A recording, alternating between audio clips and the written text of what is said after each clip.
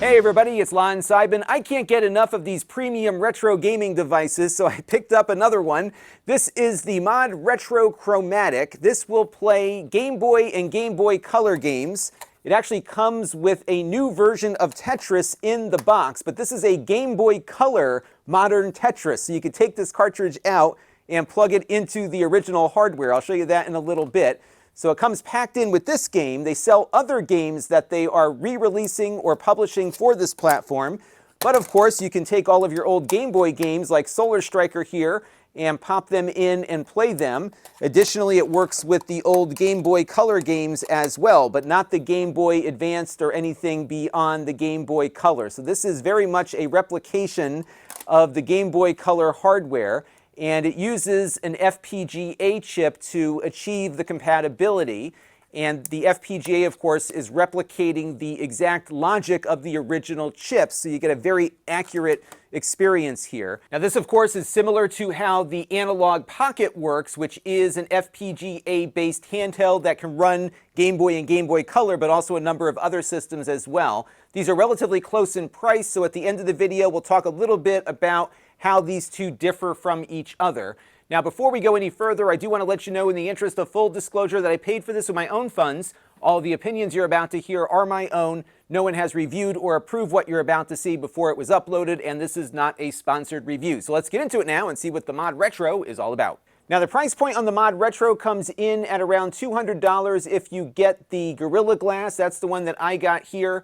They also have one with sapphire glass, which is more resistant to scratching. The build quality on this is exceptional. It is made out of metal, the whole thing. So it's got a nice solid feel to it. It is not going to crack at all because it is all metal. And it's got a very, very nice premium feel. It comes in at 9.5 ounces or 270 grams. It definitely feels a lot better constructed than the original Game Boy here does. And like the original Game Boy, it's got those same controls. So you have your D-pad and your A and B buttons and select and start, largely in the same configuration as the Game Boy Color. My only complaint so far is with the D-pad. I'm getting a lot of errant diagonals, especially when I'm hitting up to drop pieces here in Tetris. So they did come up with a solution for that. Inside of the menu here in the firmware, you can go over to the controls and disable diagonals. So it looks like this is something they are well aware of. So the D-pad is not as good as the original, but there are ways, depending on the game that you're in, to work around the limitation that they have with that. And once I disabled that, I was able to play the Tetris game here just fine. Now, the display on this is very authentic. This is a 2.56-inch IPS backlit display, but it is very low resolution. It is running at 160 by 144. It is so low resolution that you can see the dots on the screen even when the display is pretty far from your face. And of course, this mirrors what the experience was like on these original Game Boys. They used to market these as having dot matrix displays where you could actually see the dots on the screen, which is what you get here. So it's not replicating the dot pitch in software. That is a feature, if you will, of the display itself because it is so low resolution, but it's so crystal clear because it is, of course, a modern display just running at a lower resolution. So as you're playing these games, you're going to see those dots on screen because that's what the original looked like. So it adds a layer of authenticity here, and you can't, of course, turn off the dots because the dots are built into the hardware. The speaker on it is also exceptionally loud. I've got it off right now, but it is blasting when you turn it up. But it's got a very nice hardware control here with a good range of volume control, so you've got a good ability to dial it into where you need it to go, and you can very quickly turn it off without having to go through software to do it. There is a wrist strap thing here. There is no wrist strap included in the box. At least I didn't find one, but you can do that. Additionally, you've got a link cable here on the side. You can link this up with other Game Boy Colors or other chromatics. I would imagine you can also link it up with the Analogue Pocket as well, so you can do multiplayer across devices so long as you're playing a compatible Game Boy Color game. For batteries, it runs off of double A's. They do have a rechargeable battery pack that will go in here, but if you just want to go with your rechargeable double A's, you can do that. And even the battery cover here is all metal. It's just got a nice solid feel to it. Now on the bottom, you have a headphone jack, and you also have a USB Type-C port. Now they've packed a lot of features into this USB-C port, so it can power the device, it can charge the optional battery pack when it's installed inside of it. Additionally, you can update the firmware on it. So what we're going to do real quick here is attach the cable to my Mac, and I'm running their updater software right now. And what it will do, of course, is check your firmware to make sure everything is up to date. On their Chromatic cartridges, it will check to see if there are updates for the games, and this Tetris game actually had an update, so it looks like the cartridges might be flash-based. Additionally, you can back up your save data from cartridges as well. I think it'll do the Game Boy cartridges that have battery saves too, so you can save those in a file somewhere and restore them if you need to, and then of course you've got all of your info here. But one other thing it can do is output the video in real time to your computer with no latency, so you can capture and stream it if you want. Let's have a look at that. All right, so we've got a raging game of Tetris going on here, and I've got the Chromatic attached still via the USB-C cable to my computer.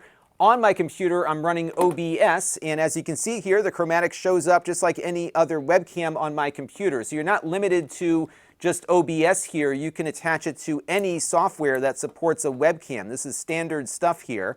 And what I can do is click OK. Now you will notice that the screen is running at its native resolution, which is quite low. But of course, you can just upscale it by dragging. It's going to be a little on the blurry side. You're going to have to do some work maybe to upscale the image because it won't do that through the hardware.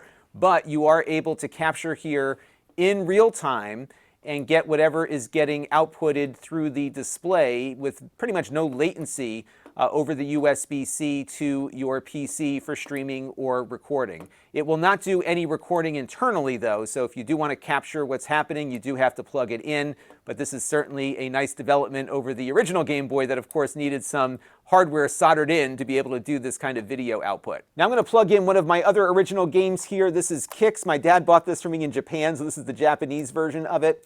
And this of course is a black and white Game Boy game. And what this will do is work largely like the Game Boy Color did in that it will try to match a palette up with the game and swap out colors based on the shading. So although this was not a color game, you can see it actually does a pretty nice job in picking a color palette that works. But you can change the palette. So if we hit the button here on the side, that will pull up our menu. And what I can do here is jump over to the palette section and change the color. So right now it's on default where it'll pick something, but as I scroll through here, you might see it in the background there changing the color palette. And one other thing I can do here is go over to the original Game Boy palette. So if I hit the button here to get rid of that, you can see now we've got that green screen. It actually looks a lot better on the hardware itself because in addition to getting a color that's very similar to the original, of course the original did not have a backlight on it, we do have the pixels on screen too because of the low resolution of the display. So it looks very authentic with these older games. So you can run them in the original color there. I can go back here and change it to the DMG2, which I think was the Game Boy Pocket. If I push a button, this will set the default every time I load a black and white game. So you can change them temporarily and then just have it revert to the default that you set here. So I'll give you a look at that. So that's more of a browner kind of tone to it versus the green from before. Now while we're at it, let's take a look at a few other settings that are inside of that system menu. This might change over time as they update firmware, but right now mine on the front page here has the brightness setting for the display. I'm surprised by how bright this display is, so even under my studio lights this was more than adequate, but you can crank it up higher if you're out in direct sunlight or something. Silent mode just makes it so you don't get any audio at all. So if you're worried about accidentally rolling that dial there, this will disable sound completely, so it's basically like a silent mode. The display options here, there are a few things that you might want to tweak depending on your personal preferences. Frame blending is good for some of the classic Game Boy games if they look a little too jagged in their animation. When developers made those games, they were developing them for that awful original Game Boy screen that updated very slowly. There was always motion blur going on. So if you're seeing the animations just look not right on your game, you can enable frame blending and it'll look a little better. I can't really demo it for you on camera, but it does make a difference on some games, so that might be worth taking a look at. There's a setting here for adjusting color on the streaming side. I'm sure a lot of these settings came out of responses from or feedback from users as they've been updating their firmware. I'm not really sure what this transitions thing does. I think it might indicate when the screen is refreshing from one scene to another on some of the classic games. I've left mine on classic. I didn't see any difference on smooth, but you do have an option for that if it bothers you. And then you have some options for adjusting the low battery indicator and setting your preferences there. For controls, you have the option here to disable those diagonals if they're bugging you in Tetris, for example. So it was nice to see that they recognized an issue perhaps with the D-pad in certain games and given you the option to turn off a setting that will make the D-pad work better. But of course, you can turn it back on if the game requires that. They also have some instructions here for doing some hotkeys so you can reset a game or adjust the brightness on the fly. We've got our palette there and then some system information over here. Player number is set for when you are capturing from multiple devices. So if you wanted to make sure everyone was labeled properly in OBS, you can set the player number here to do that. And that is pretty much it for the menu here. Now, although this is a modern premium piece of hardware, it lacks the ability to do ROM loading or save states out of the box. And that's because it replicates what an original Game Boy does. But because it's so compatible, you can get a flash cartridge that's designed for the Game Boy and the Game Boy Color, like the Everdrive here, pop it in, and then gain some of those features. Now, this is an older Everdrive from Crix. This is his original GB, so this will only allow me to load ROMs up, but the newer one, the X7, does support save states, and I always like to test compatibility with a flash cartridge because these require original hardware to work most of the time, but as you can see here, things are working properly, at least from the menu loading